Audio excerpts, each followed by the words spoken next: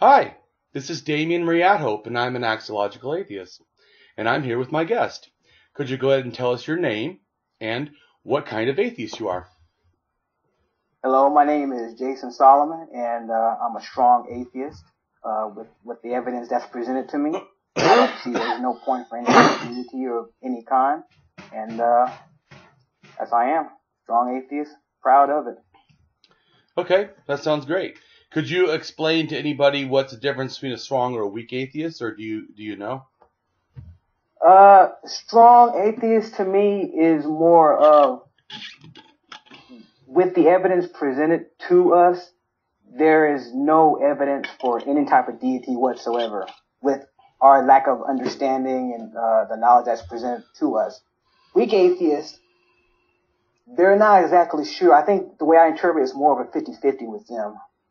And like I said, I'm not holding judgment towards them or of any kind, but that's the way I see it when I talk to a person that says, "Hey, I'm a weak atheist," or "I'm just an atheist." I'm like, okay, well, are you a strong or are you weak?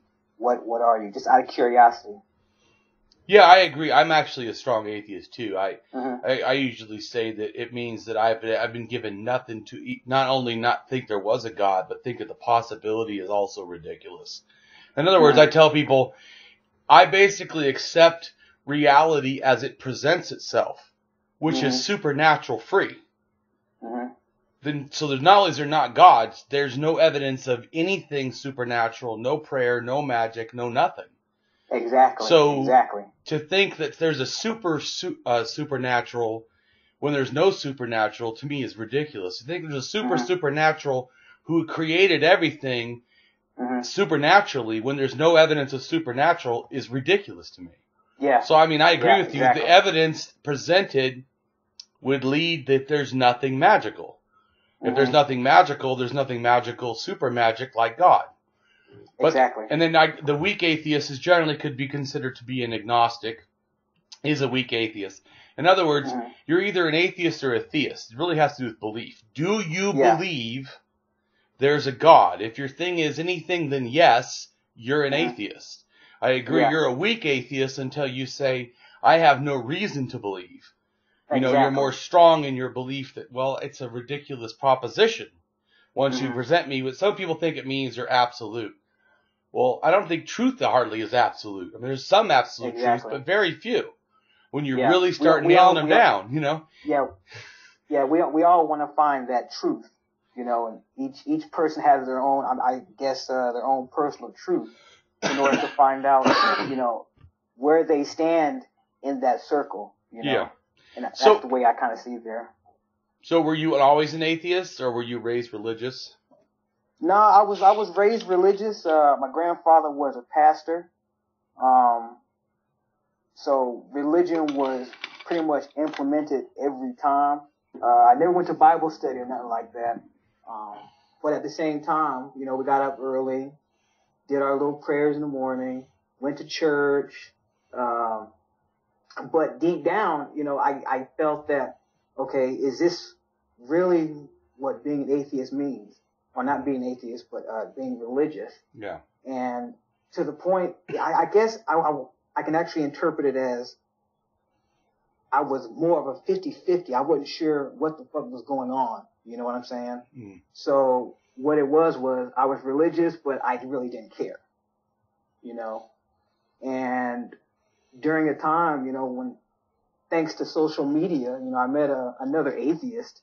And I never even heard or seen an atheist before. Me either. And yeah, see. I mean, what I meant is when I became an atheist, I didn't even know I was one. So yeah, I never met nobody. Exactly. And he started talking to me, and I used to put a lot of scriptures on my Facebook, you know, like what's going on here, what's going on there, and you know, me being a vet. You know, I always thought that there was somebody watching over me, and I put those kind of prayers. So what I did was I had a talk with them, and I'll admit, the first time I was kind of pissed off. I was like, why are you insulting my God? You know? But after, I want to say about 8 to 4 months, man, curiosity killed the cat, and I started reading the Bible from front to back. Yeah. You know, with a rational mind, I'm like, what what is this? You know? And to this day, I still thank that guy for actually, you know, opening my eyes, you know, to what the real world is. And I'm like, okay, let me read this again. So I read it again just to make sure I wasn't, you know, misinterpreting anything. So now when I talk to some other friends who, cause I do have a lot of religious friends, I ask them, okay, so why do you believe in that? I want to know why you believe. You know, what makes your religion different from everybody else's? You know, and I think that one guy that actually, you know, he kind of opened my eyes. I still thank him. Like I said, I started reading the Bible from front to back. Then all of a sudden, the onion started peeling back more and more and more.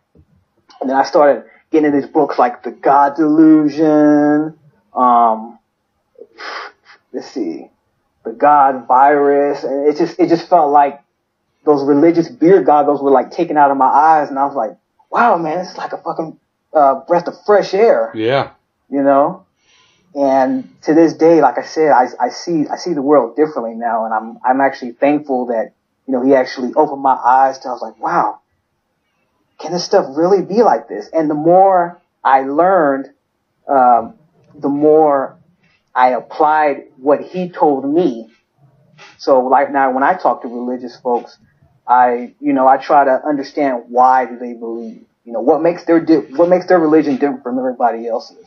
And like I said, I don't put them down or nothing, but at the same time, I want to know why they think that, you know, and that's just how I am. Yeah, I find it now, especially like you said, once you understand things, I see people and I see them really sad. Like the other day, I put a meme about how America was basically founded on freedom, but it took, you know, over 200 and something years to figure out slavery was wrong. I mean, yeah, exactly. Wasn't America founded on individual liberty? The freedom of all men? I didn't even understand the slavery part. He told me about the slavery chapters, and I was like, no, that's not in there. So I went straight to that chapter, and I'm like, okay, this tells you how to catch a slave, how to keep a slave. It does. How much a slave is, how to keep a male slave. And I'm just like, wow, what? Yeah, what to do with a female slave, and a difference between Jewish slaves and non-Jewish slaves. Exactly. I know it's, well, and I know my point wasn't about the meme, right? So I put the meme, well, someone said slavery's not in the Bible. What? Show me which verse. I showed him like about 10 of them. And he goes, oh, well, those are all taken out of context. You got to understand you got to understand the time frame it's in. So there was a time slavery was totally justified? Uh-huh. And I was just like, wow. Well, no. And then they always say, well, it's not slavery, it's considered indentured service. Oh, yeah. And I'm like, and you're like, yeah. And did you read the verse that if you beat them and they only die within 3 days, you're not guilty if they died right away?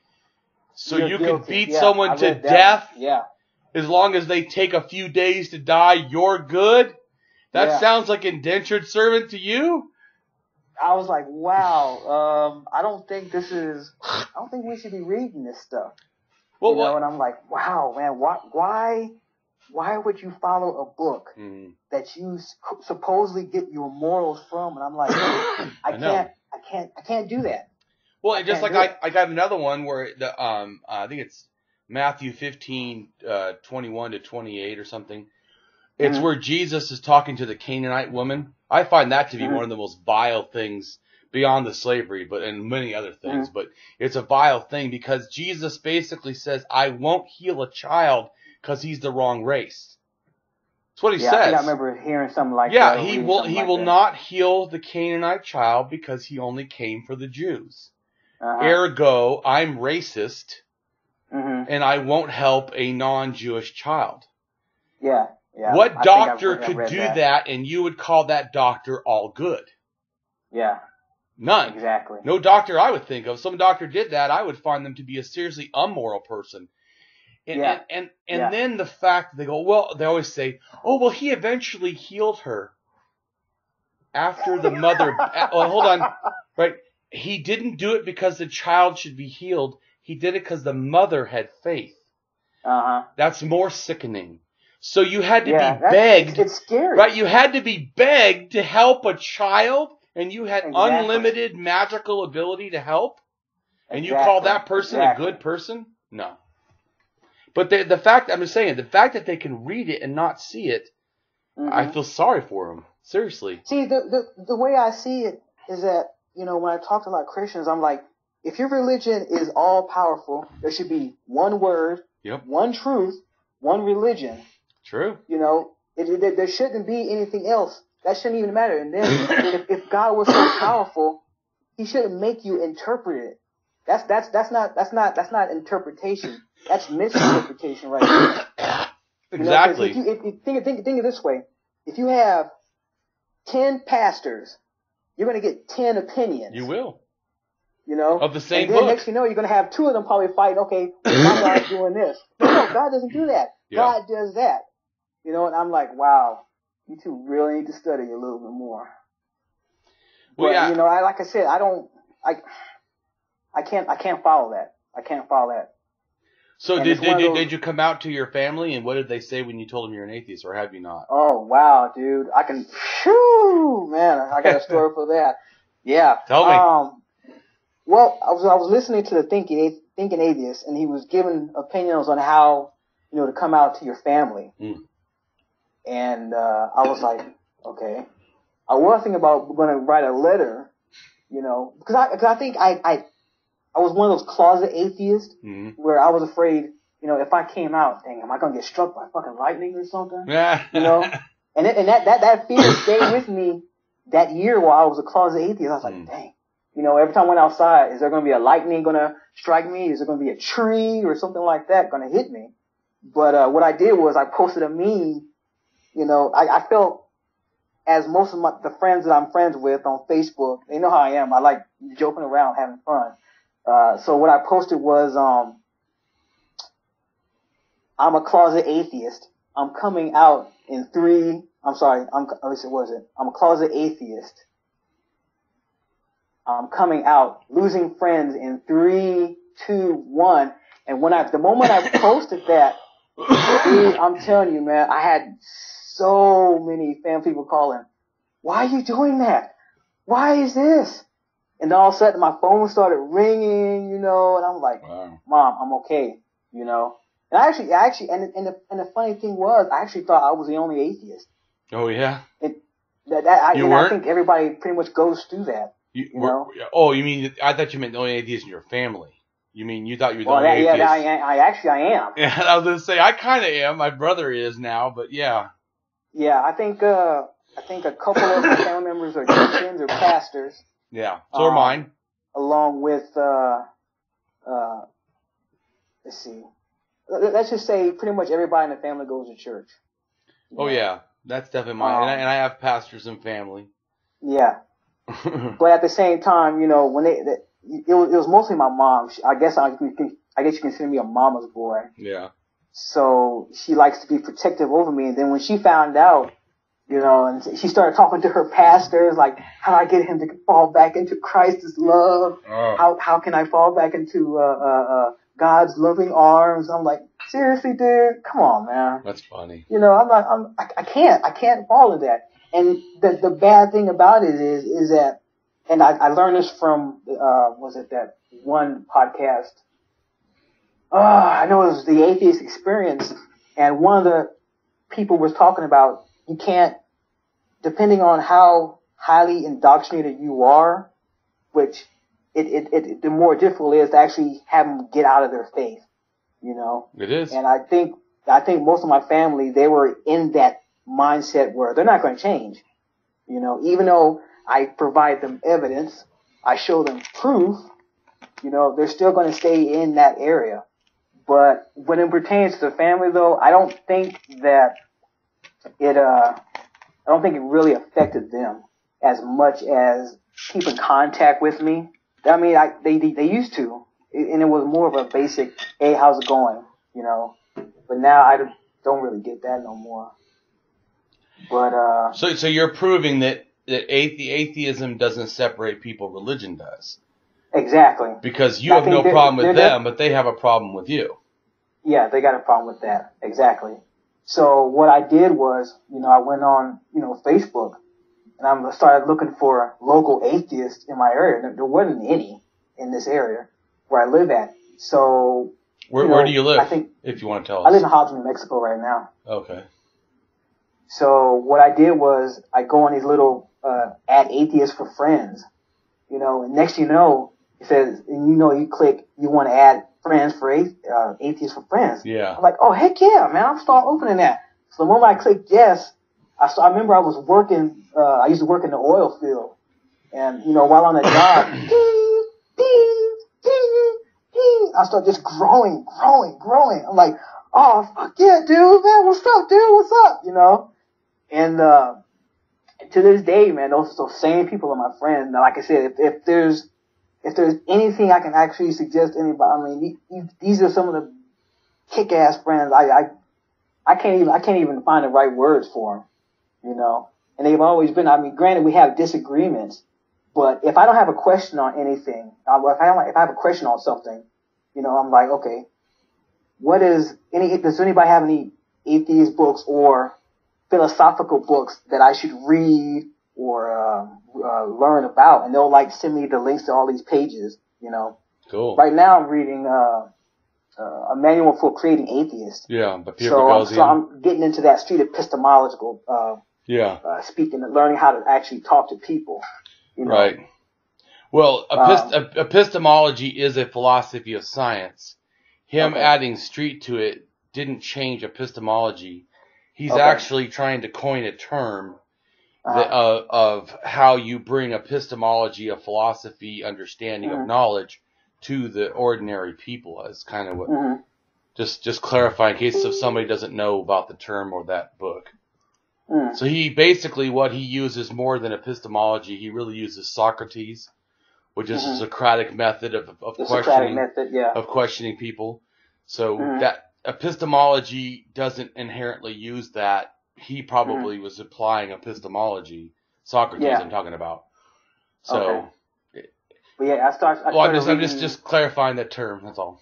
Okay, no worries, boss man. Like I said, I'm here to learn, dude. Yeah. The more I learn, the better I can actually talk to people. That's the way I see it. I'm a firm believer of constructive criticism. Yeah. But like I said, when it pertains to the family, they didn't really open up. And like I said, I think the last time I actually spoke to most of them was, I want to say, a couple of years back. So I might say hi to see how they're doing, but it'll be just like, hey, hi, bye, so.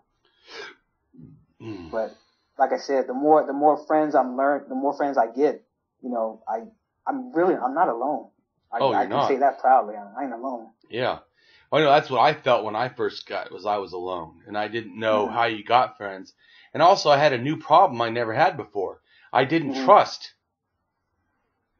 I mean, if you've been lied to your whole life and then you realize it's a lie, there's a problem with trust. So even when atheists would say, well, this is how it is, that didn't work for me. That's what I've been told my whole damn life is this is how it is. And I found out that was bullshit. So I even when an atheist would say stuff, I would go, I'll have to look into that. Yeah, exactly. Because now I have this thing called trust, realizing, guess what? People don't always tell the truth. Exactly. Like I said, I was more boxed in because I always had that fear of, getting struck. Yeah. So you still believed in God when you didn't believe in God? Is that what you mean? Exactly. and like I said, and then when I realized I was an actual atheist, I was looking in the mirror and I was like, Jason, come on, man. What are you? And I actually was telling myself, I don't believe anymore. And the moment I said that, like I said, it was like a breath of fresh air. I was like, wow, man. It's kind of hard to explain, man, but it just feels like chains falling off your damn body. Yeah, I understand. I understand. So, I felt the same way. Yeah. So now, like I said, when it pertains to religious people, I talk to them. I'm curious about why they believe, because I want them to understand. Okay, if you believe that, what makes yours different from everybody else's, And I started getting into reading up on humanism. Yeah. And then everybody starts talking to me about, hey, check out Damien's website. Okay. So I started looking like this. Yeah, I want to see this. I want to read this. You know, so I was like, I got to add this guy. I definitely need to add this guy. You know, and when it came to that, I was like, man, that all this stuff, I never knew any of this stuff. You know, so it was like I say, it's like peeling back an orange. You know, so when it pertains to that orange, you know, I'm trying to find that source.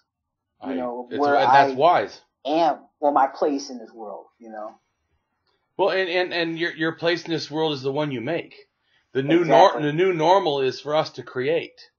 Exactly. I mean, I'm not okay with the normal the way it is now, so it needs to change. So I feel like that we're on the transition team. You know, exactly.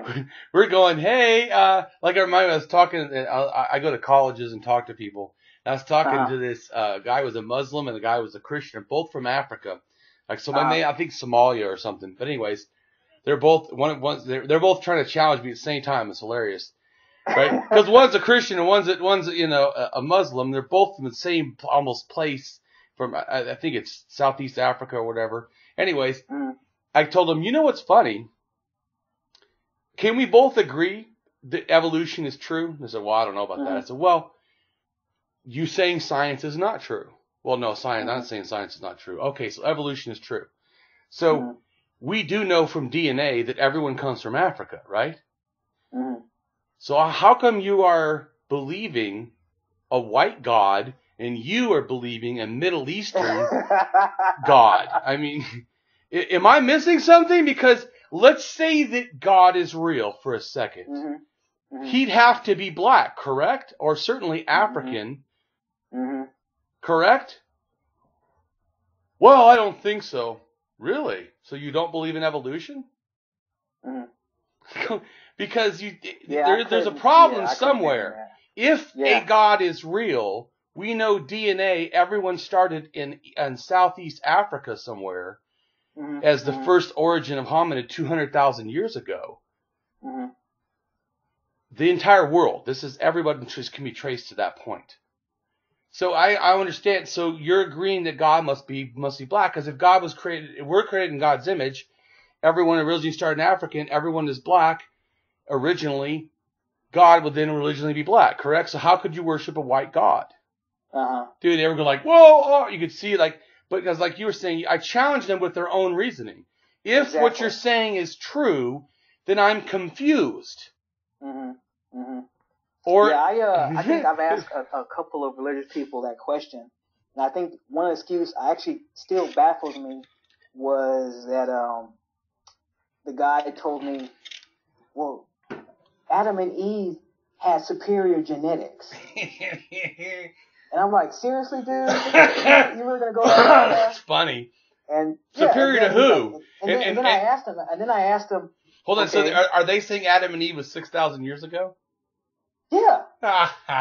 He still believes the flood. And the scary thing is, the flood. One of my friends, me and him were actually asking this guy is, you know, if God told you to kill your daughter, would you do it?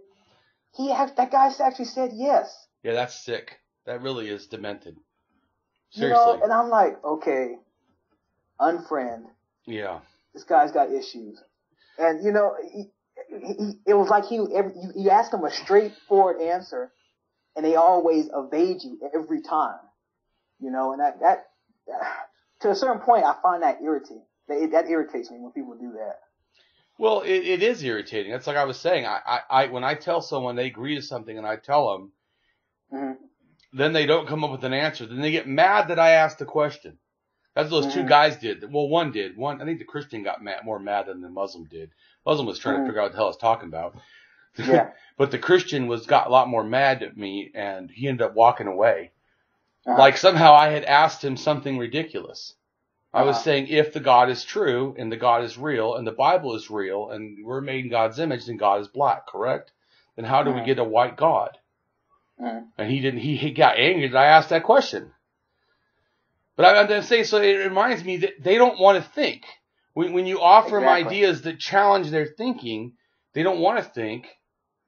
So they just get angry. They just resort to being defended. Like, exactly. And so they don't want to think because they feel that to them they already have found their truth. So if we as atheists we question them, that's like assaulting them, saying, okay, well, you can't do this. No, my religion's better, et cetera, et cetera. And after a while, it's like, okay, I can't. I don't agree with you on anything you say because none of what you're saying is true. My God is right. Yeah. And I'm like, okay, dude, what if you want to think that way, man? I mean, you go ahead and blindly walk your faith, and we'll see how far you get, brother. Well, and just like a lot of times they say they have faith in prayer, right? Mm-hmm, mm-hmm. How many of them, when they get hurt in an accident, ask to go to the church? I mean, where's the prayer hospitals? I mean, if that's... Well, here's another problem with the praying part, and I never got a straight answer, okay? When I talk to Christians, I'm like, okay, if this is actual God's plan, why pray? True. And if you have to beg, what does that mean? Yeah. So everything that happened from the beginning of time to where we are now is pretty much God's fault. Yeah. And if God is if He's all knowing, then He already knows who's going to hell and who's not. So there's no point in actually, if that's the case, we might as well be born and then throw us into hell and then throw us into heaven. It's a contradiction, And when I talk to a lot of Christians, like, well, you still gotta pray. I'm like, so what? There's no point in praying if God knows what you're gonna do. Mm-hmm. True. That's only logical. Well, just like I told you too, if a God was all loving, why would He create a being He knew He'd have to send to hell? Yeah, exactly. I mean, couldn't He just not create that being? Yeah, that makes sense right there. I mean, so Him knowing that He's going to do this, He then intentionally produces it so it creates suffering. That doesn't sound like a very loving thing to me. Yeah, that's not love. And I tell people, let's see, why is there hell? First off, was there always hell? Because the Jewish Bible doesn't mention hell. Yeah, there's no mention of it in the Jewish Bible. There's Sheol, but Sheol, it says where your bones wither away, which that's a grave, and it says you're cut off from God. Well, that doesn't sound like hell, and it doesn't sound like heaven. That even Jewish people would experience that. Everyone would experience being cut off from God because you're gone. So I don't even think there was a devil either. There kind of was, but not in the way that the Christians have interpreted devil or whatever. Okay. They reinterpret the whole thing. Plus, also the devil, the serpent, the Lucifer, Satan, all those are actually different beings at different times that Christians lump all together as somehow one kind of magical dark entity or something. But, exactly. Okay. Well, even you already know that because the serpent, like say in the Garden of Genesis, it clearly says the serpent is the craftiest of the creatures created in the garden. Mm-hmm. That means it's not a fallen anything. Okay. So it's not a demon-possessed thing. It was a creature that was created in the garden and was the most intelligent. Mm-hmm. And had the ability to talk and walk, and supposedly it lost the ability to talk and walk. Just think, if a snake is a serpent, and snakes are still in our reality that we know about, if that story was true, how could it be the devil waiting in hell if it's on earth? And let's just think, was there only one? Or was there also a female version of the serpent? And God allowed them to mate? How could they mate if it was changed to the point of losing its voice, losing its arms, losing its legs, and becoming slithering on the ground? Wouldn't have had to done that to the female version to be able to produce offspring? Mm-hmm. And the whole story is just ludicrous, and it doesn't. It doesn't match at the same time. It doesn't match that that's actually the devil or Satan. It just doesn't match. But my point was that go back what you're saying about the ethics of it. So God knew that they were going to sin. Someone, right? Adam and Eve before they did it. He puts a tree of knowledge of good and evil. which means they didn't actually have the knowledge of good and evil. That means they were unethical beings. In other words, they had... That's like telling a child... Correct. Stay away from the cookie jar. A baby. Because a child actually has some knowledge, but a baby. Telling a baby to not do something. And then saying... And you know damn well they're going to do it. Of course they are, because they don't know. And their thing is, right, so they don't know, right? But just think. Let's say they didn't eat the fruit. Let's say they didn't. Let's say they were good little babies. They didn't eat the fruit. Let's say 10 generations, no one eats the fruit. You know it's a booby trap? Because as soon as one person eats the fruit, the whole world's damned. It's a booby trap. God designed a booby trap so that humanity would fail if the story was true. Which would prove he's not all good. See? And like I said, you try to tell a lot of Christians that, and they get all defensive of it. I'm like, read your Bible and think. I mean, read it. And like I said, I was challenged to do that, and I'm an atheist, proud, you know. So was there a certain point in the Bible that you read that made you know? Because I can tell you what point changed me. Was there a point that, in other words, did you read the whole thing twice and then just the whole picture seemed ludicrous, or was there a certain thing that you went, man, that's so fucked up, I can't believe? Well, I read it the first time. I had my Skeptic's Bible. Okay. Isn't it like $300? No, it was like probably $50. We got it off of Amazon, I think. Oh. I was going to buy it one time, and I was like, $300? The fuck is it? The gold line and comes with a dildo or something? I mean, what the? No. I think... I'll have to look again, bucks. maybe. Yeah, about 50. Did you buy it used or new? $50. What was that? Was it used or new? No, it was new. You the man. But like I know how to find discounts. So what I did was I read the first time. Yeah. And it just sounded, okay. To make sure I'm actually reading this, I'm gonna read it again. And this is from one of my friends. She told me to read it again. And what I did was, like I said, just read it this time, try to understand it. So it was a lot longer. And I think when I got to, I want to say Leviticus, after Leviticus, I was like, I can't continue on, man. I can't. There's no reason to. I pushed through Leviticus. I got to, I want to say, Peter. Yeah. And to this day, I think my bookmark is like still right there.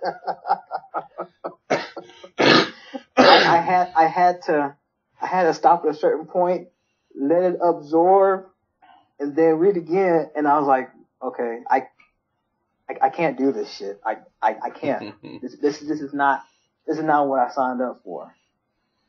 But, so what was the feeling? What was that? What was the feeling when you read that and you realized it? I was like, these fucking guys are crazy. And so that's about them. How did you feel? Because I know for me, when I felt hopeless, like all of a sudden my life, everything I thought was real, it's like somebody had ripped all the reality and showed me I was living in the Matrix, and I was like coughing. That's exactly what I mean. Pulling the fucking thing out of my mouth, going, "Holy fuck!" There was actually a meme that I put out when you got Neo. He's still in his little capsule, and he gets up and he said that feeling when you wake up. Yes. You see everybody still lying down. Yes. You're like, that's exactly what I feel, man. Yes. That's exactly what totally. I feel. Yes. Me too. I same thing. I woke up and, oh my God, what have I been doing all my life? Yeah. I feel like I wasted 40 years of my fucking life. I was like, I can't believe I fell for this stuff. But like I said, it all depends on how indoctrinated you are. I mean, you can be. I think you were. I was heavily indoctrinated. Till 13, exactly. I was raised in a religious cult. We didn't watch TV, radio. We didn't do sports. We didn't do birthdays. We didn't do holidays. No friends could come over. I couldn't go over to friends' house. We were very isolated. And so, and it was like church 3 times a week, and every church was going to hell because they're all, daughters of Babylon or some nonsense, harlots of Babylon or some. They think they're the only church, like all of them. They think that their way, like you said, 10 pastors, their way is the right way. Everyone else going to hell. Yeah, exactly. Of course. I will say, my grandfather, he was one of the good ones, but there are certain pastors that were in that area, they actually would drive these nice cars, and you'd see, a lot of homeless guys walking past the church, blindly giving money to these guys, when technically they should be doing, returning back that money that they give them, but you don't see that. No. You always see the pastors with the nice suits, and some of that prosperity gospel shit, that crap irritates me. Oh yeah. I can't, and my friends know when they start talking about stuff like that. All I know is I get irritated when I hear that shit. But what is the irritation? You say you get irritated. What is the feeling? Well, when it irritates me is that I see some of these. I think it was a documentary on the prosperity gospel. Yeah. And this guy he's like, I have a nice plane and I pay in cash, and then he's like, well, I got a nice car and I paid in cash for that. Yeah. And he's all bragging in front of his Congress, his so-called flock. Yeah. And I'm like, seriously, man, why you do that, man? And I think the belief is what you put into it, you're supposed to get back tenfold, I think, or something like that. Some nonsense, yeah, which doesn't fit reality. Well, kind of like gambling. If you give for 40 years of your life, you'll basically have 40 years of your life that you gave $1. So, yeah, the chance of you getting it's 1 in 100, 1,000 or whatever, or 1,000,000. Yeah, someone will benefit. Obviously, the pastors do. Yeah. Yeah, I find when I was a kid, that used to get me angry when I see a lot of homeless guys. Oh yeah. Walking past those churches, and I might stop by and it's like, hey man, you want to go to Mickey D's? I'll pay. Or I might. And I still do if I can. If I see a homeless guy, I usually have applications in my truck. So I take that person with me, get him some coffee, probably buy him some food or something. I was like, hey, would you like to work here? Nine times out of 10, they probably won't, go for it. But at the same time, I know at least they got some money and they have some food in their stomach. And it appears that us as atheists, we do more for humanity than what they do. And to me, that's what I personally feel that, me being atheist and humanist, I feel that the more I give, the better I feel, not take. I can't, that's not the way I work. Well, I even told someone that recently. Someone talked to me privately and said that they felt like their life had no meaning. And I said, well, what I do when all else fails is I help others freely. That the action of doing that, volunteering and getting involved, gets me out of me, and then I can at least feel, if nothing else, I feel good that I'm helping people. Yeah. I can find meaning in making meaning.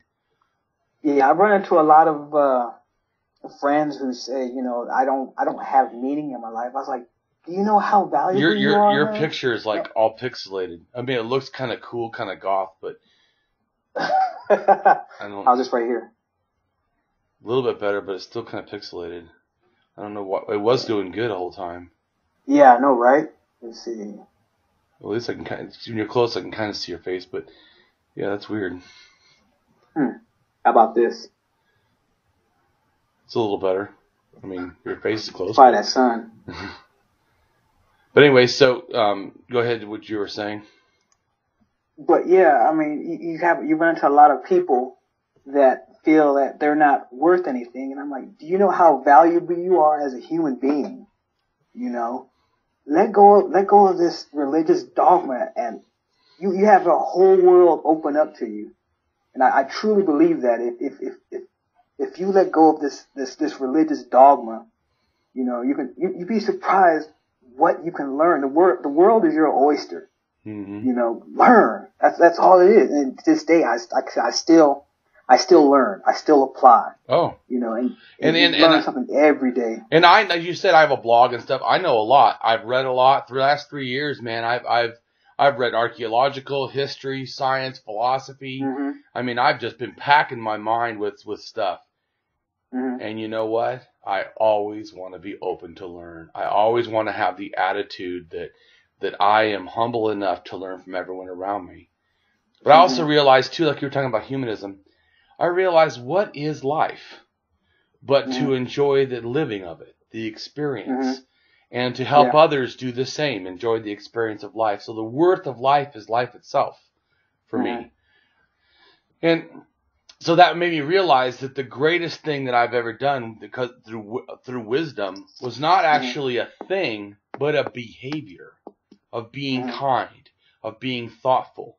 Because since life itself, the experience of it is important, my behavior in life towards that behavior and that understanding of experience allows me to do what is worth, what is valuable. And so it really has changed my thinking, because I realized that sometimes we can feel superior, but we're all humans. You know, and even if we're not humans, I can look at a cat and I can see that they can love. So is really all my knowledge great if it does nothing but is negative? So it really changed my view on applying my wisdom, that I really want to be kind and make meaning in life by doing things that are meaningful. Yeah, exactly. And I like doing that kind of stuff. Like I said, it gives me a feeling of completion. Yeah. You know, and it really it gives you that warm and fuzzy. You know, you actually contribute to humanity, and I think that's something we should all be striving for. Well, even like the religious will say, "Well, we do more than you." Yeah, but I do it because I just care. You do it hoping for God's benefit or, you know, acknowledgement or praise. Yeah, they do it. They do it for some kind of reward, which is not going to happen. I don't get that. You don't. When you help a homeless person, when I help a homeless person, I don't get no thank from nobody. Yeah. And do I need it? No. I did it because it's worth doing. Exactly. And I see, and some of them like, well, you're just doing it because God put that into you. I was like, okay, man. I need a face slap. my mom told me I'm a better Christian than most Christians, and I'm like, no, I didn't get good until I let Christian go. When I had God, I thought that you know, people that were gay were not good people. What? Why? I thought that America was the best. What? Why? I had all these delusional. I thought California was the best. You know, I had all this. I had more bigotry or limited thinking in a sense. Yeah. With religion, it was removing it that I realized, wow, we're all one. I didn't get that until leaving religion, because religion has you isolated. Where Christians are best. Well, no, just this one branch Christian. Oh no, just this sect of a branch. No, just this pastor who's a part of a sect of a branch. No, excuse me, just this deacon's part of a branch of a. It's mind numbing. Like you said, they don't see that it's 10 different pastors and they're all different, and yet they all supposedly have the one true faith. Yeah. Ridiculous. I lost track of how many religions they got out there. They have tons, and well, even there's 41,000 denominations or sects of Christianity alone. Yeah. Ridiculous. I think, that sounds about right, yeah. But my point is, even if there's only one, the point is it immediately breaks off because they disagree, because it's not really following, like you said, following the thing. They read the thing supposedly, but it's all interpretation. But to me, it also it's really about segregation. The whole thing of religion is segregating yourself from society, from life, from reality, from other people, from other religions. They always say, "Oh, the one thing religion does, it brings people together." No, it doesn't. If there's anything that's more divisive, than religion, I would like to know. Maybe nationalism, you know? But I find that racism, nationalism, sexism, homophobia, that's all in religion, so I don't know. Yeah. And like I said, you tell a lot of religious people that, and they're like, well, it's our truth. And I'm like, it's not your truth, man. Read the Bible. It's not even true. Yeah. Read it. And then balance that with your own self-worth and ask yourself, would you really do stuff like that? And then at the same time, I tell them, if you really follow the Bible to the T, which you're supposed to be doing, you'd be in jail right now. Yes, you would. You'd be killing people. Your own family. Because it even says to kill your own children. Yeah. So you would be killing your own family, killing your own children. You'd be murdering your daughter if she wasn't a virgin at marriage. I mean, nothing says don't do that. Yeah, I don't know. There's just some times where I have to do a hand slap sometimes on myself. I'm like, nah. You need to, and like I said, you have to talk to some of these religious people. Like, okay, I have to break it down Barney style. Read this chapter. There's 2 creation stories. Events, yeah, I know. You know, and they're like, well, it was all made up. And I'm like, okay, well, how is it made up? Well, before there was no creation, and they'd come out with this. Well, there was demons before the Bible. And I'm like, what are you talking about, dude? Oh, my mom tried to tell me before that dinosaurs were demons. Fallen angels. Fallen angels. Excuse me, not demons. I clarified. Fallen angels, in case she's listening. Yeah, they were fallen angels. But she didn't say that when I was a kid. She said it later. Because when I was a kid, we didn't really do science, so it wasn't like there was any competition. Or I would have said, well, I guess my family believes in science. Remind me when you were talking about how things change. Before, when I was religious, I wasn't amazed by anything in nature. Nothing. Because I thought, well, God made it. So if God could do anything, then the fact that anything there is meant nothing because, well, nothing was beyond God's control, so nothing was special in a sense. It was actually no more God that I realized, wow, things are special. How is there that many cats? Why is there that many birds? Why is there that many kinds of fish? Why is it, I mean, all of a sudden everything became more interesting. I became more curious. Wow, how did that happen? You know, so it gives you back the world that was stolen from you. There's times where I'd be at work, and if I have time off, and if it's nighttime, I just look up at the sky and just feel privileged to actually look up at the sky and say, hey, this is my theater right here. Yeah. You know, and a lot of people don't realize that. They're all stuck in their own little small religious beliefs. They don't understand the wonder of that. Yeah. And if they do, God created it. I'm like, okay. And I'm not saying that the people can be religious and not have wonder. Of course they can, but it's not because of your religion. Because really, if you really believe your religion, then anything is possible. Where's the wonder? There's no wonder. If any magic could have happened, I don't see what's so wonderful. It's like the same thing with people. If everyone's value is only limited to what a God thinks it is, then no one has value if God doesn't want them to. Yeah. So to me, that allows us to very easily blow people off as unhuman, in a sense, or unvaluable. Which you can't do when you're a humanist, because we know, we're all the same, period. I mean, do you realize that we all share the same we all share the same DNA. Dude, humans are more similar. Every race of humans. In fact, real scientists don't even believe in race in a sense, because we're so close. The variation is so close. Monkeys have different variations. Chimpanzees, stuff, more than we do. We're actually very, very close. Humans to other humans, it's not even right to call us a different race, really, because it's all our own limited to what we think, but actuality, we're very close. Yeah. And that I like that feeling of that bond. Yeah. And it just makes you feel privileged to be alive. Yeah, and we should feel privileged to be alive. We are amazing. The fact that we made it through all the extinctions and stuff is amazing. We should feel amazed to be alive.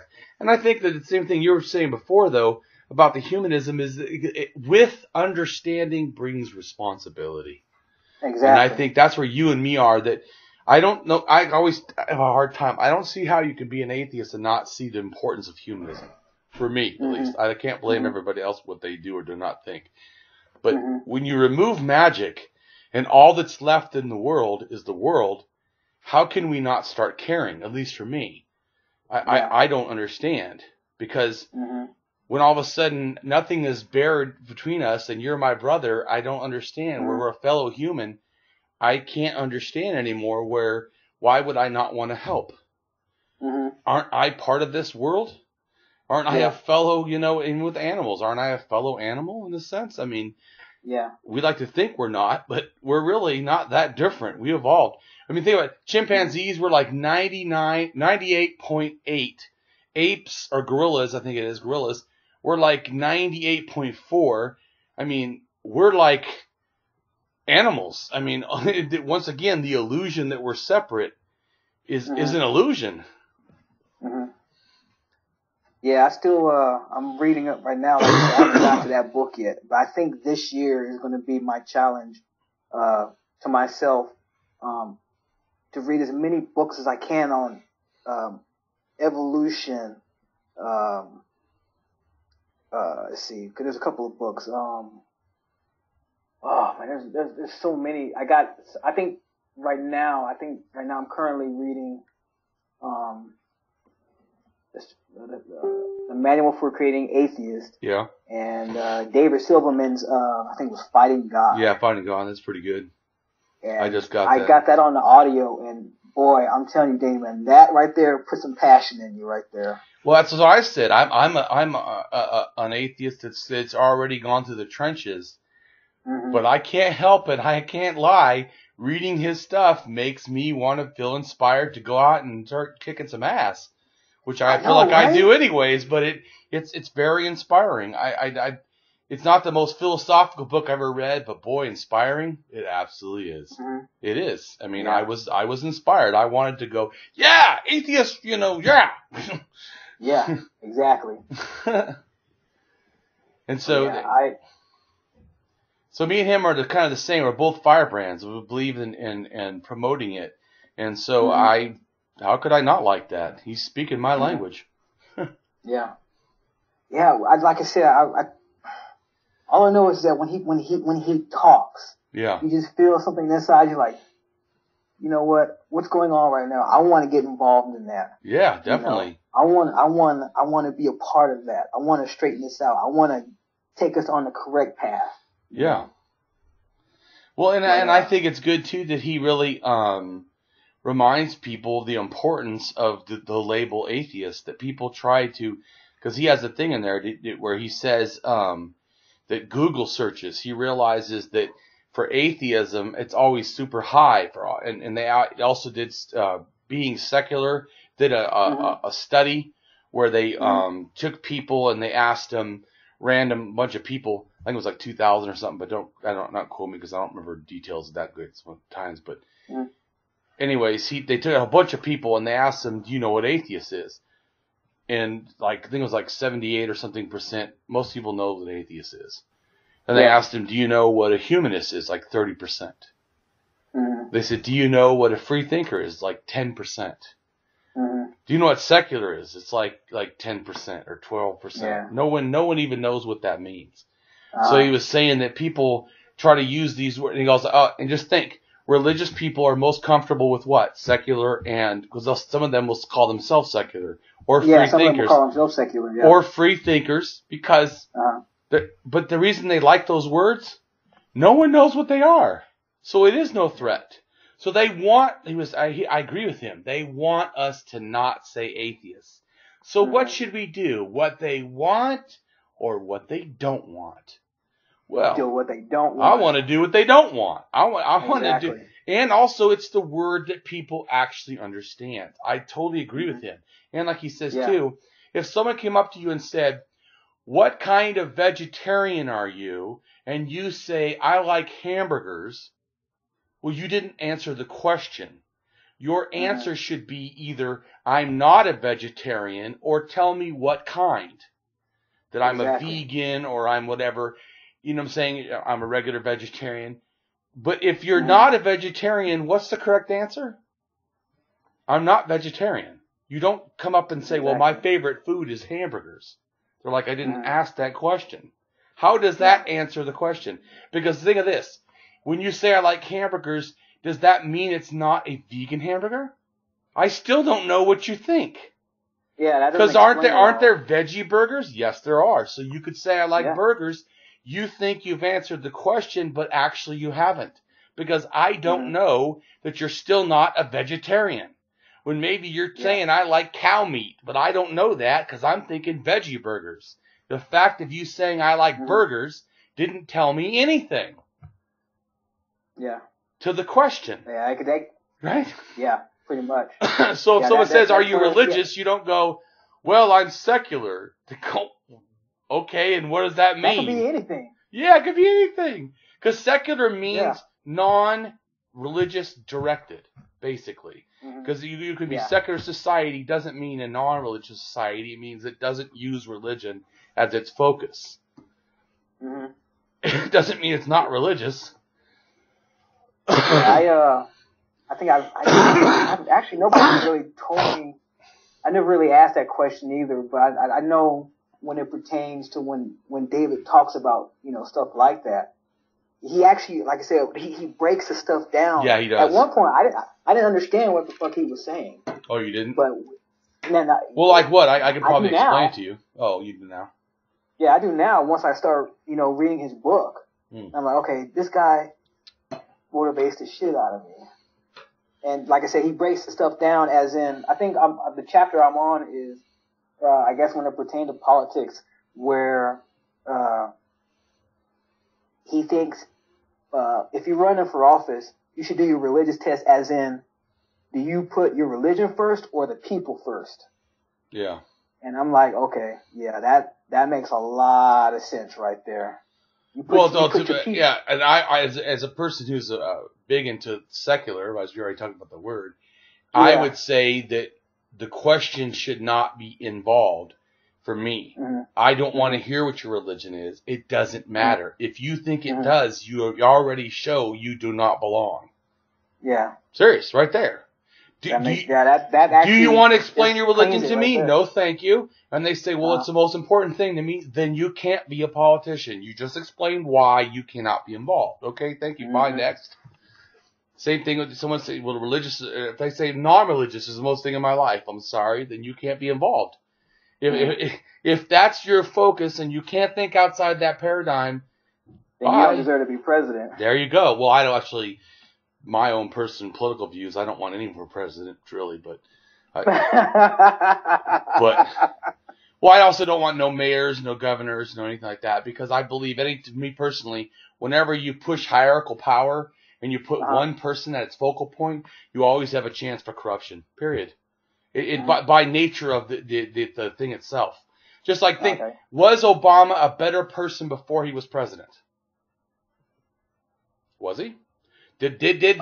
Was he less authoritarian, less, more open, more free with his speech, less politically correct? Was he actually fighting the system? Did he sound more for championing human rights? Before or after? Dude, before. If you hear stuff before, dude, it's inspiring. Tell me something he's done since he's been president that's inspiring. To me, very little. He has to be very careful. He has to be why? Yeah, because I think with him, I think the way I see it is him walking on eggshells. And you know why? Like why? One reason why. One reason why, because he's on top. Because certainly when you're not at the top, don't you say more? You do, because you have nothing to worry about. Then we have to worry about you're on the top. Another thing is, it's racism. That's why I laugh when people say, oh, well, proof of non-racism is that we have a black president. I go, no, proof that we had a whole black cabinet. everyone is African American, then I believe there's no racism. Everybody. If he could have walked in, right? If he'd have walked in and gone, everyone's fired. Anyone who's not African American, get the fuck out. Everyone African American, come in. And no one cared, then I know we're not racist no more. The fact that we care, because think, has there always been all white? Yes, there has. There's been years, generations of all white, generations of all male, generations of all relatively, closeted, or at least openly as much as possible heterosexual. The fact that any of that matters means it's not about the office. It's all about identity. That makes sense. Actually makes sense. Right? I mean, so I tell people I'm not impressed. That doesn't mean anything. Plus, let's say, if he really was, then why are there still crimes that are happening for the police against African Americans? And he's done lip service, but to me, almost nothing. Seriously, almost nothing. Tell me what he's done. Who is he champion? I mean, it doesn't mean he wouldn't if he wasn't president. But there's something inherently negative about single leadership. It pushes you into positions where you have to do things that are not who you are. And I feel that we lose the value of the person by doing that, not to mention a whole bunch of other corruption and things that can happen. Yeah. And then just think, are we worried about our next president? Why are we worried? Why should America, the people, for the people, a government for the people, by the people, be worried about who's going to be the one leading us? The fact that we're worried is evidence that there's something wrong. Yeah, you see those, right? You see those that one person around. can come in. Just think if Trump came in. If one person can come in and change everything, then there's a problem. No one person should ruin our whole country. Yeah. I mean, that actually makes sense, man. But anyways, I won't get into my politics, but I suffer from being a radical, so you may not want to listen to me. No, hey, you're an American like me. That's your right, and that's what me as being a vet. That's what I fought for. That's your right to say what you want. Yep. And it's it's not my place to say, oh, you're wrong. Yeah. But at the same time, if two people come to a disagreement, there shouldn't be any kind of animosity. Just as long as you state your opinion, it's me as an American actually respect your opinion. Okay, well, I don't agree with you because of this. And yeah, granted, both sides are not going to be satisfied, but you will come to a better understanding where that person's coming from. But like you said, though, most people listen to me. And unfortunately, I'm good at making sense. Yeah, that's on my head. because I think when they first hear things that are wild ideas that I have, they don't realize how thought out they are. That I don't. In other words, I'm not just some whack job that comes up with all these wild, crazy ideas. I think about things. I see problems, and then I try to understand how we can get a solution. But I know this. If we don't actually allow ourselves to analyze things clearly, we will never have clear solutions. Yeah. I mean, it's like you said about the military. Imagine being in the military and the whole window of a tank is smeared with mud. How possibly could you navigate the field to know what to shoot at if you can't see? We can't. In other words, we can't solve these problems if we won't even look at them. Which, like you said, are one of the problems with religion. Why can't we change religion? It's not that there's not the information out there. It's they won't even look. Yeah, they're either too afraid to look, or they choose not to look, or they're just dead set in their ways. Yep. And I try the way I see it with that is I try to just trying to find the right word for it, have them go find their own path, but at the same time they're going to have to burn a couple of bridges, and I think that's what they're afraid of, is burning those bridges. Yeah, unfortunately, you can't not offend anybody. I mean, this thinking that somehow we can go through life and offend absolutely no one. It's ludicrous. If you don't offend anyone, then you have no opinions. That's the only way. Try having no opinion at all, then you won't offend somebody. I mean, a lot of people like what I say, but I gotta block people almost every week. Because they come up with some stuff and attack me, and I'm like, whatever. You know, but like you said, though, they don't want to burn bridges. But the problem is they burn some of the bridges, so then all the roads out from their own confinement are actually blocked. Because they burned all the bridges by not burning bridges. In other words, they're so not wanting to burn bridges, they'll offend people like us that will burn the bridge for them. I think what they're waiting for is us to, fall on our own sword, which is not going to happen because we do our research. Fall on our own sword, exactly. And if that happens, I think another reason why they're afraid to burn those bridges is that they feel tethered to that lifestyle, so it brings them comfort. So once, if they did break that bridge, they're going to have to be forced to come into reality and look, okay, why is the world this way? Yeah. They're going to have to change. Yeah, exactly. And change is scary too. Because they have to do things they don't know. When you usually change, it means you're usually doing something new you're not skilled at. I mean, if you're skilled at it, there's no reason to change. But I tell them, okay, well, if you're willing to change, I'll be there for you. And when that happens, then that's us as atheists. We're there. We'll be that net for them. So as the atheist that helped me out, he was my net. And then all the other fellow atheists and heathens and nuns and freethinkers that I'm friends with now, if I had, like I said, once I burned that bridge, then I had all these opportunities to meet all these awesome people. And like I said, to this day, they're still my friends, and I still, like you said, it's a constant learning. And like I said, if there's a question that I have, if there's a question I need, or if I need to find out, you're always there. Yeah. Yeah. So I try to be there. I have a lot of people that ask me questions. I have like 7,000 or something, or 8,000 people that are friends. So that's why I don't ask you questions. I know you got a busy schedule, boss man. I if people are really in need, I try to be there for them. I mean, like one person sent me a message about feeling like committing suicide, so I talked to him. But obviously I can't get to everybody.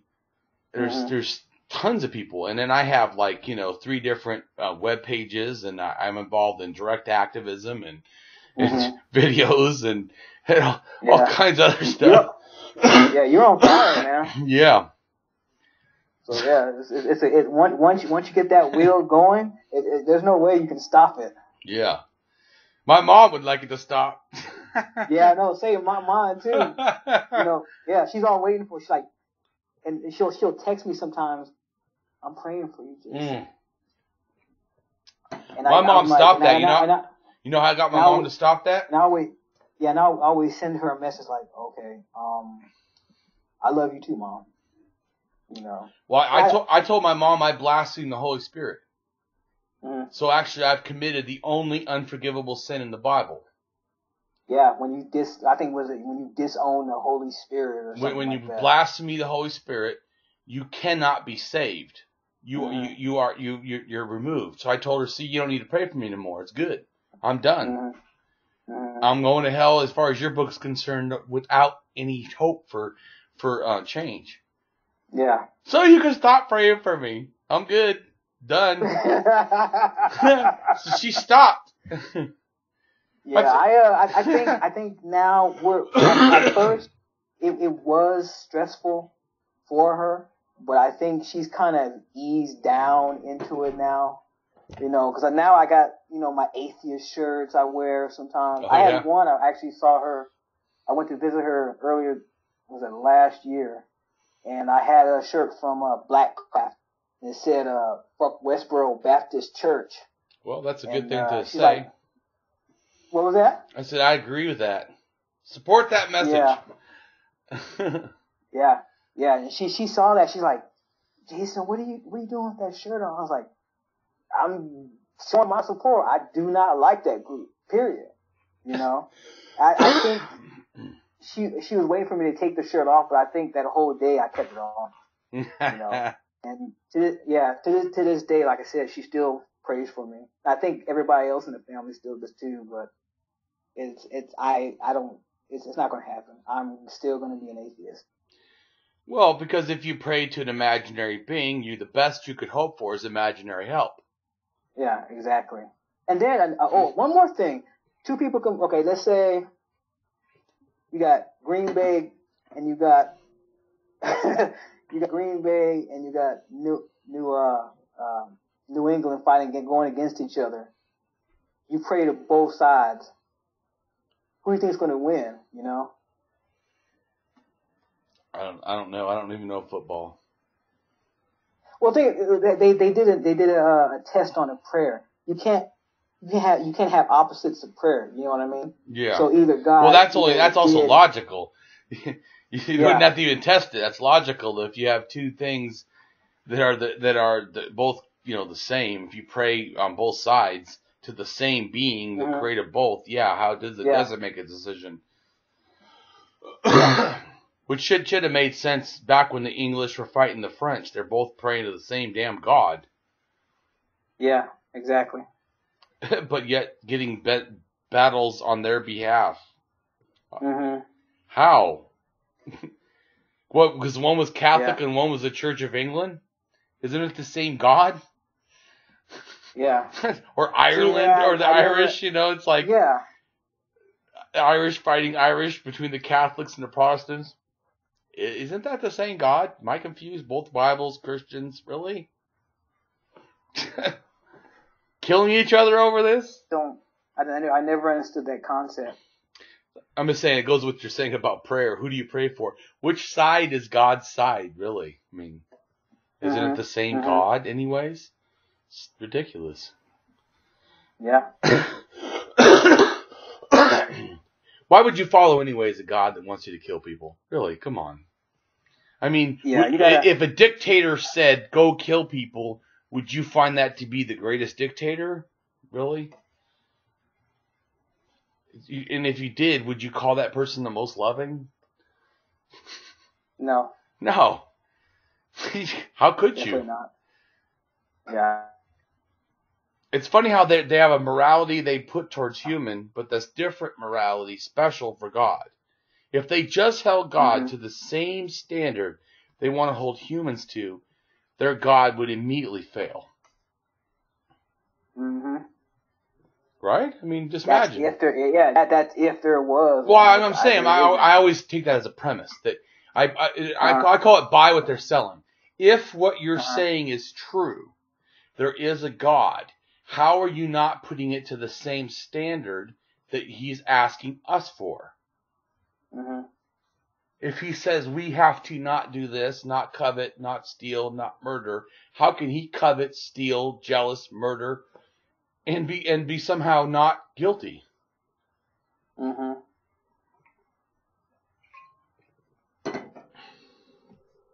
You know what I'm saying? Yeah. Are you cutting out? Yeah, I started cutting out a little bit. Oh well, it's 5-something, so we can wrap it up. So do you have anything else that you wanted to say or ask me before we go? Do you want to tell people or? Well, in this area, I do want to say, as atheists, and I know there's atheists in this area that are too afraid to come out. I just want to say you're not alone. And if you ever want to talk or you ever want to have a beer with me, I'm all for that. Right on. And like I said, there's a group here that I'm with now. They call themselves the Roswell Atheists. They call it. You say it slower. Roswell Atheists. Roswell Atheists. That's what we're called. Roswell, like as in Roswell, New Mexico. Yep, but they shorten it down to Browser Atheist. Okay, just wanted to clarify so people can understand what you said. Okay. But yeah, all I can say is, you're not alone. So if you ever want to talk, or you ever need somebody to, talk to, or have a drink, or anything, I'm always there. Right on. That's very, very, very thoughtful of you. And anyone who's around me is welcome to go out to coffee. I do not drink alcohol, nor do I do drugs, so I won't do that with you. I mean, you can do that. I won't do it. Yeah. I'm just saying, I agree with you. People can do the same for me, but I don't drink alcohol, so. Okay. I always find it's funny. They always think it's a spiritual reason. Is that because you found God? Actually, I'm an atheist. Really? Well, why don't you drink? 'Cause I have an addiction? Yeah. Yeah, I think one of your interviews you were talking about that. But I mean, what I'm saying, they always think that I'm religious because I don't smoke cigarettes anymore. It's been about 7 years. I haven't drank in like 25 years. Same with drugs. Yeah. To get high, I have not done them in the same amount of time, 25 years or whatever. That's good, man. That's good, bro. Thank you. But I mean, it was funny because they always think like, wow, I don't gamble because I have a gambling addiction because I lost my gas cards because I bought like $800 worth of scratchets. Realized maybe I have a problem with this. Yeah. Most people don't lose their gas card because what happens is you go in and you buy a couple, and then they tell you, why don't you put that on your card? I mean, why waste your cash? Because I was buying fuel with the card, then I was buying cash with the card. Well, you can put those on your card. But you can? Really? And all that money just pops out of nowhere. Oh, man. Well, because I was going to buy like 2 or 3. And I said, give me 20. Well, because they're on the card. You know what I'm saying? It's not like real money. It's on a... So I got 20. Of course, they all were bust. So I thought I better get 20 more. Because I need a win now. I now have to pay for this. One of them's got 20 of them. One of them's got to be a winner. So you win like $2 or $3, and you need to, of course, buy more. Now you're worried about it. And you go back the next day, I want to buy some more, because now you're thinking, I got to make up for the ones I lost, and then you lose, and you get, oh, man. Yeah, I was like, woo, no more. I don't want to gamble no more. I'm done. I'm cured about that desire. I mean, I actually still have it, but I now refrain. But they always think, oh, it's because that's why my mom thinks I'm a good Christian. I don't drink. I don't do drugs. I don't smoke. I don't gamble. So they figure, well, that sounds very, religious. Yeah, somebody told me that. Especially with this lottery thing going on. A couple of guys were like, "Are you gonna play lotto?" I was like, "No, I don't gamble." Right. Like, well, that means you're saved. I'm like, what does that got to do with not gambling? I just don't like losing money on odds that are against me. Yeah, that's called logical. I know, but I mean, it's like you said, there's like me. It's so funny how they all assume that because of how I look, I must be a biker. I'm not. Never rode a motorcycle in my life. I've been on the back of them with other people, but I mean, I've actually never rode a motorcycle. They think I'm a wrestler. Now, I did wrestle in high school, but certainly nothing professional. They all assume that I'm a bouncer. Now, I've been asked to be a bouncer, and I did think about it. I actually got my guard card to actually do it for a strip club, but I ended up moving, so I didn't. But I still haven't been one. So they may think I am, but I actually haven't done it. Then they think, well, I certainly have to drink alcohol. I mean, come on. I have to drink beer or like football. Don't like football. I don't drink beer. Even when I was drinking alcohol, I didn't like beer. Dude, when I first saw you, I actually thought you were a biker. See, and I'm not. That's what I'm saying. Everybody thinks that, and I'm not. My wife actually is the biker. My wife has owned motorcycles, 4 of them, rode motorcycles. It's never been a desire to me. I'm not saying anything wrong with it, but it's not been a big desire. I look at them, they look cool. I mean, I would want maybe to try it, but it's not like is all the things in my life I want to do. That's not a big on my list. What I would like to do, really like to do, is actually I'd like to go back to Florida and live at a nudist resort again, because I did it before. That to me is what I want to live life where I don't really have to deal with people. I can go off and do my own thing and enjoy. That's the best of my whole life, really. It's and the people there are way more accepting than the general public, believe it or not. I think when you take clothes off, all of a sudden all the guards are down and people are just people, and they're just so less judging of other people. I've never felt so unjudged as I have at a nudist resort. Pretty amazing. But I know that that's not for everybody, obviously. But I'm just saying it's funny how I'll probably keep my clothes on. I'm too shy. But I'm just saying it's funny though how people look at me and assume a lot of things, and they're probably not totally correct. Now, I mean, I look like I've fought before in my life. That actually is true. I have scars on my knuckles from breaking people's teeth, especially when I was younger. I grew up in Southern California. I've been shot at. I've been stabbed. I've been jumped by people. I've done all kinds of stuff. I'm not going to keep going on, but let's just say that I did things that probably are not considered legal. We'll leave it at that. But certainly I was. That's why I laugh when people say, "Well, I'm just a big teddy bear." If you understood what I've done in my life, you'd be scared. To understand what I'm willing to do now, you would be inspired.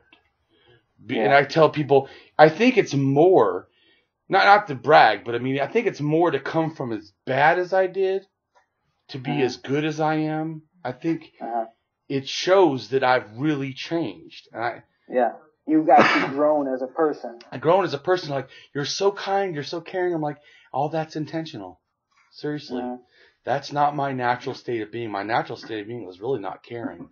It wasn't like hating anybody in particular. It was just hating the world. I mean, I didn't like anybody or anything. I just felt like the whole world was plastic and nothing had value and nobody mattered. And when you feel like that, what's not possible? You can hurt a lot of people or not care about people or do whatever because nothing matters. What's so weird is now I have the exact opposite.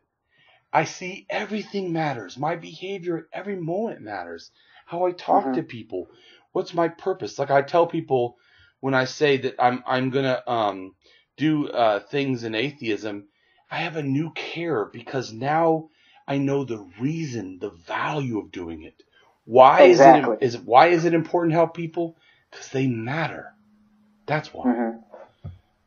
In a way that I never understood. That's why I say it's so, that's why people go, well, how could you have any meaning or value being atheist? I'm like, yeah, that's actually how I found all that stuff. So I don't know what you're talking about. Exactly. Because I felt no reason to have to care when I was religious. Why? Why should I care? God certainly didn't. Look, all you gotta do is look at what God allows in the world. So if that's okay, then it's good for me too. Nobody kills more people than God does. If he was real, or lets them die. Do the research. I think that Skeptic Bible actually tells you exactly how many people that he has killed.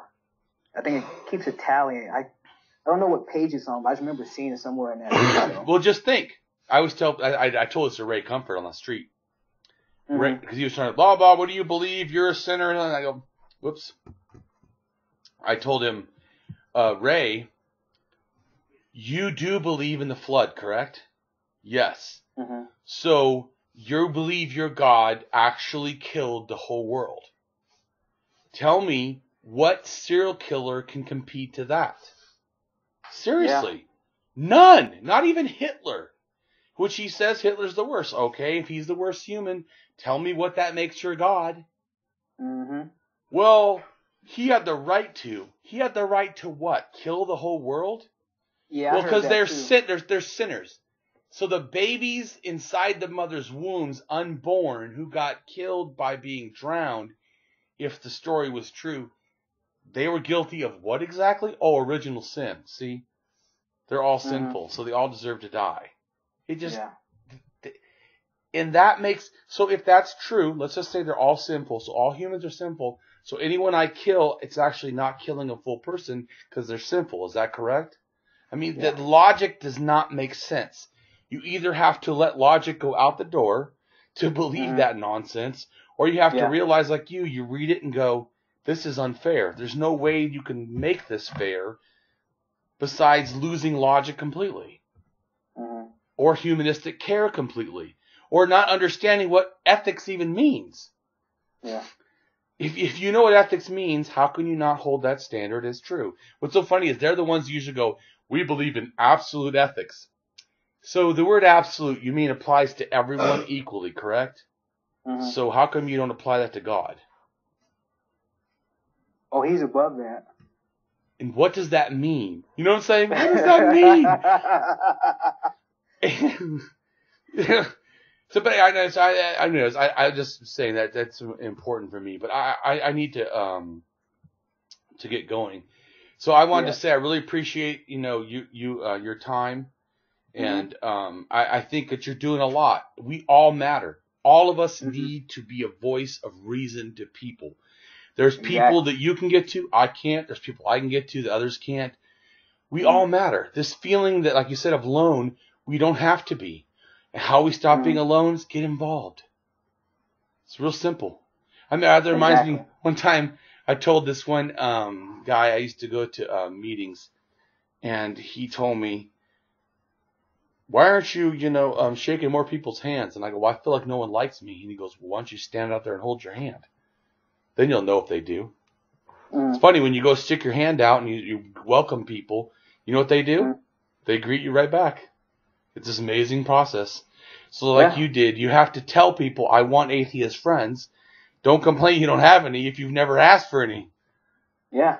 And they are out there. Yes. They are out there. I mean, in my area now, there's a free thinking group in Midland. Now, there is an Amarillo atheist up in Amarillo. Yeah. And like I said, there's us Roswell atheists. So the people in my area, like I said, they're not alone. They just got to ask those questions. They do. And once they get those questions answered, then they'll find us. I agree. So, are there any social justice or any things that you stand for? Or the reason I need to know, because there's normally a questions they're supposed to answer for this interview. I don't think you answered them, because I don't know. I can send it to you. Reason is I need to make a meme for the thing, and also for this video explain who you are for people. Okay. So, you know what I'm saying? Like, you already answered one of the questions. The question is what kind of atheist you are. That's one of the questions. Obviously, strong atheist. So that some of the questions I can now answer because I've talked to you. Yeah. But I also need to have a picture from you that you want me to use for the thing. Okay. Just so you know. Okay. So. Yeah. Do you want me to? I'll send it to you in an email right now, but because I'm gonna end the video, but I'm gonna need to do that before I can properly post it. Okay, yeah, you'll get it right after this interview, all right, boss man. Sounds great, man. It was good talking to you. I really appreciate you. I think that we all need to be involved, and I'm really glad that you're a part of that. Yeah, thank you, and it's pleasure meeting you, Damien. Thank you. You kick ass, dude. I appreciate it. All right. Well, bye. Take care.